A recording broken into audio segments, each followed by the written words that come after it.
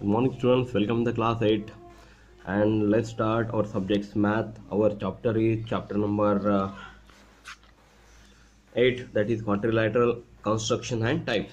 जिसमें last video में हमने स्टूडेंट्स प्रैक्टिस सेट 8.3 स्टार्ट किया हुआ बेटा, और 8.3 में हमने फर्स्ट एग्जांपल देख लिया है। इसके बाद मैंने आपको प्रॉब्लम नंबर 2 होमवर्क दिया था, है ना। तो ये बहुत सारे बच्चों ने मुझे सॉल्व करके सेंड किया हुआ है।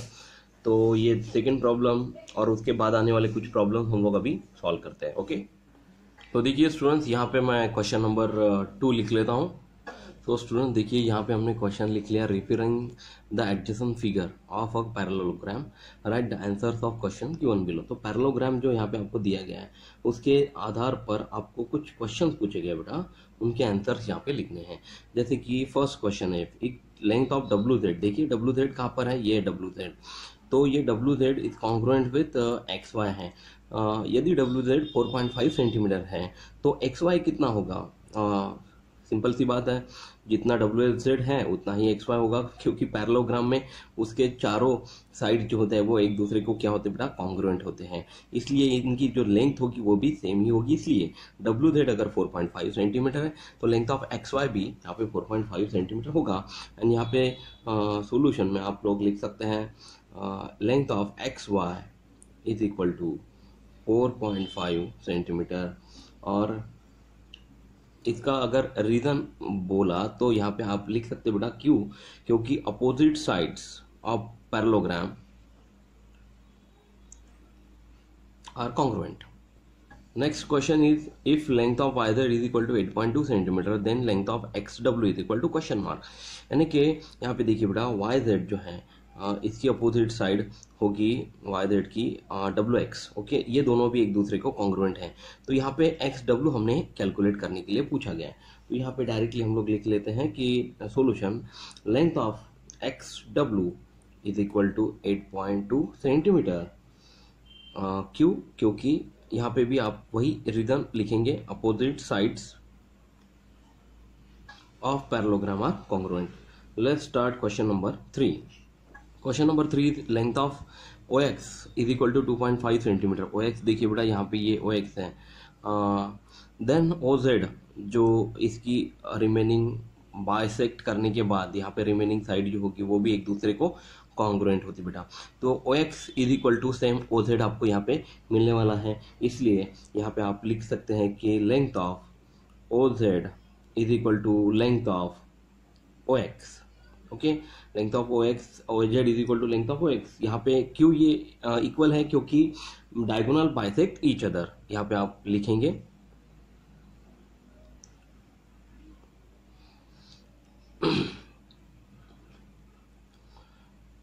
Diagonal bisect each other and therefore यहाँ पे आप लिख सकते हैं therefore length of O Z is equal to क्या होगा बेटा, 2.5 सेंटीमीटर। ओके, अब लेट्स स्टार्ट क्वेश्चन नंबर 4।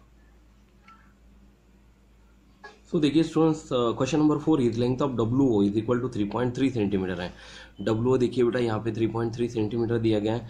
तो डब्ल्यू ओ इक्वल टू ही इक्वल्स टू ओ जेड होता है। तो डब्ल्यू ओ यदि 3.3 है तो ओ वाई भी यहाँ पे 3.3 सेंटीमीटर होगा। और 3.3 प्लस 3.3 इज इक्वल टू आपको W Y is equal to क्या मिलेगा बेटा, 6.6 सेंटीमीटर मिलेगा। इसी से आप यहाँ पे डायरेक्टली सॉल्यूशन में आंसर लिख सकते हैं। यहाँ पे सॉल्यूशन लिखेंगे, सॉल्यूशन में आपको लिखना है बेटा length of W I is equal to 2 into length of W O. तो लेंथ ऑफ डब्ल्यू कितना है यहाँ पे, 3.3 है। तो यहाँ पे 3.3 इंटू 2 यानी कि आपका आंसर आएगा 6.6 सेंटीमीटर। एंड देयरफॉर आप यहाँ पे लिखेंगे length of W I is equal to 6.6 centimetre. Let's start question number 5. So the question number 5 is measure of angle WZY is equal to 120 degree. मतलब यहाँ पे जो एंगल दिया गया बेटा, मेजर ऑफ एंगल WZY, यहाँ पे आकृति में देख लेते हैं हम लोग। WZY जो है ये है 120 डिग्री। तो मेजर ऑफ एंगल WXY आपको यहाँ पे कैलकुलेट करने के लिए बोला गया है। तो मेजर ऑफ एंगल WXY भी कितना होगा, वो भी 120 डिग्री होगा, है ना, क्योंकि ये opposite angles are congruent to each other. तो WZY is equal to WXY, that's Y Z Y 120 है तो डब्ल्यू एक्स वाई भी 120 होगा। देन आपको यहाँ पे W Z Y X W Z calculate करना है बेटा। एक्स डब्ल्यू जेड ये एंगल हमें यहाँ पे कैलकुलेट करना है। वो कैसे कैलकुलेट करते हैं देखते हैं बेटा। तो शुरुआत में हम यहाँ पे सॉल्यूशन में लिखेंगे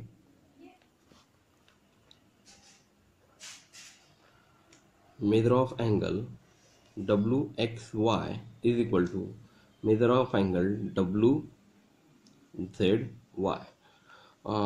क्यों यहाँ पे इसका रीज़न हमें लिखना है। तो रीज़न यहाँ पे लिखा बेटा opposite angles of parallelogram are equal, ठीक है। और इक्वल होने की वजह से therefore measure of angle W measure of angle W X Y is equal to, आप डायरेक्टली यहाँ पे लिख सकते बेटा ये होगा 120 डिग्री। 120 डिग्री हो जाने के बाद अब हमें जो रिमेनिंग एंगल है जो यहाँ पे कैलकुलेट करने के लिए बोला है एक्स डब्ल्यू जेड, वो कैसे कैलकुलेट करेंगे। सो स्टूडेंट्स यहाँ पे क्वेश्चन में ध्यान से देखिए कि एंगल डब्ल्यू और जेड वाई ये 120 डिग्री था, इसका अपोजिट एंगल हमें W X Y same 120 degree मिल गया है। अब ये 120 डिग्री मिल जाने के बाद हमें angle X W Z calculate करने के लिए बोला गया बेटा। तो ये एक एंगल और ये एंगल हमें यहाँ पे कैलकुलेट करना है। तो यदि मैं इस टेक्स्ट बुक को ऐसे सीधा पकड़ूँ, ये डायग्राम आपको यहाँ पे नहीं दिख रही बेटा, तो ये कॉपी वाली डायग्राम मैं आपको दिखाना चाहता हूँ कि यहाँ पे जो डब्ल्यू एक्स वाई है वो 120 डिग्री है, ठीक है ना। और angles on a same plane are of 180 degree मैंने आपको बताया था। मतलब एक प्लेन पे प्रेजेंट एंगल जितने भी होंगे वो सभी का मेजर ऑफ एंगल कितना होता है, 180 डिग्री होता है। तो जैसे कि मैं यहाँ पे डायरेक्टली बोल सकता हूँ कि angle X W Z plus angle W X Y is equal to 180 degree है, ठीक है। ये दोनों जो एंगल है ये एंगल डब्ल्यू और एंगल एक्स ये दोनों 180 डिग्री है। तो हम लोग क्या करेंगे, 180 डिग्री में से ये 120 डिग्री निकाल लेते हैं, तो सीधा सीधा हम लोग को ये एंगल एक्स डब्ल्यू जेड सीधा सीधा मिल जाता है। तो यही प्रोसेस हम लोग अभी करेंगे। तो डायरेक्टली यहाँ पे लिखिए now measure of angle W X Y plus measure of angle X W Z is equal to 180 degree. Why, इसका रीजन आप लिख सकते हैं because sum of the angles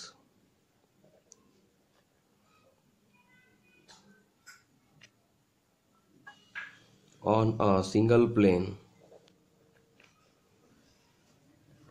is of 180 degree. Okay, 180 degree के होने की वजह से यहाँ पे आप डायरेक्टली इसकी वैल्यू लिखिए 120 degree plus measure of angle X W Z जैसे कि वैसे ही हम लोग यहाँ पे लिख लेते हैं is equal to 180 degree and therefore measure of angle X W Z is equal to क्या होगा, सामने की संख्या ऋण बाजू की संख्या।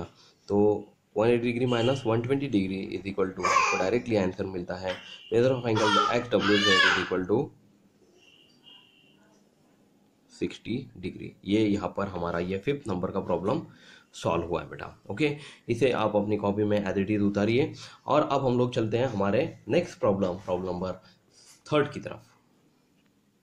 तो देखिए स्टूडेंट्स, यहाँ पे हमने प्रॉब्लम नंबर 3 लिखा हुआ है कंस्ट्रक्ट अ पैरेललोग्राम एबीसीडी।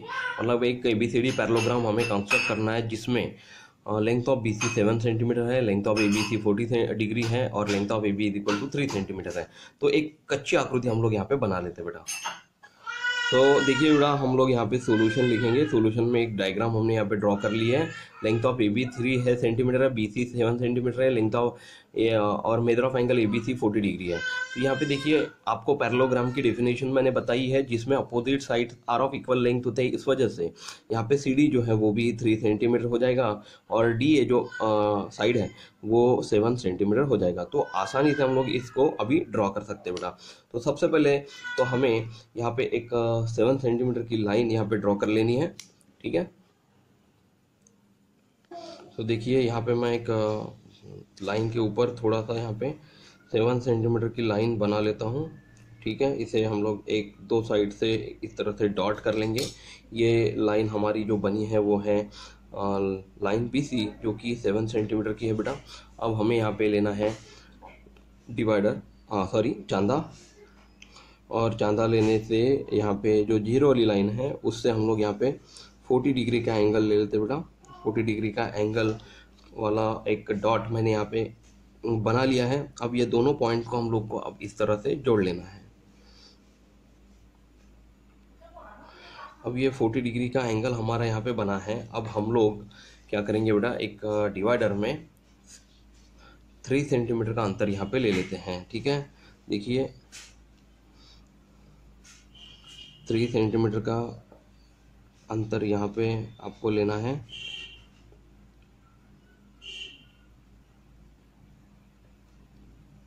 मैंने 3 सेंटीमीटर अंतर ले लिया है। अब हम यहाँ पे बी पे इसे डिवाइडर को रख के इस तरह से 3 सेंटीमीटर का चाप हम लोग यहाँ पे मार लेते बेटा। ओके, अब और एक 3 सेंटीमीटर का चाप हम लोग यहाँ पे मार लेते हैं। देखिए ये पॉइंट सी पर इस डिवाइडर को हम लोग को रख लेना है और इस तरह से एक चाप यहाँ पे इस तरह से हम लोग मार लेंगे। अब स्केल में हमें 7 सेंटीमीटर अंतर लेना है। तो ये देखिए यहाँ पे मैं 7 सेंटीमीटर अंतर ले लेता हूँ। ठीक है, ये अब हमारा ये 7 सेंटीमीटर अंतर हमने ले लिया है। अब ये जो पॉइंट हमें, ये देखिए ये जो पॉइंट मिला था, ये पॉइंट था बेटा ए।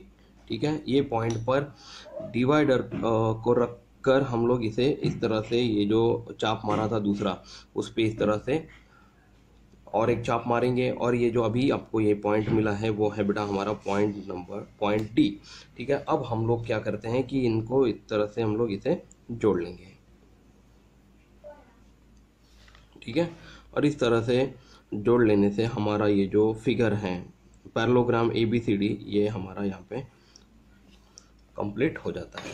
तो ये अब यहाँ पे जो हमने सेंटीमीटर लिया हुआ है ये 7 सेंटीमीटर है, AD फिर AB 3 सेंटीमीटर अंतर है और CD भी यहाँ पे 3 सेंटीमीटर अंतर है। तो इसे इस तरह से आपको ड्रॉ करना है। तो स्टूडेंट्स, मैं अभी आपको यहाँ पे जो क्वेश्चन नंबर 3 हमने सॉल्व किया हुआ है, क्वेश्चन नंबर 5 जो है वो मैं आपको होमवर्क देता हूँ अगले वीडियो के पहले, मुझे ये पर्सनली व्हाट्सएप पे सेंड करिए। क्वेश्चन नंबर 4 जो है वो अगले वीडियो में हम लोग देखेंगे। तब तक अपना ख्याल रखिए। Thank you class, take care, bye.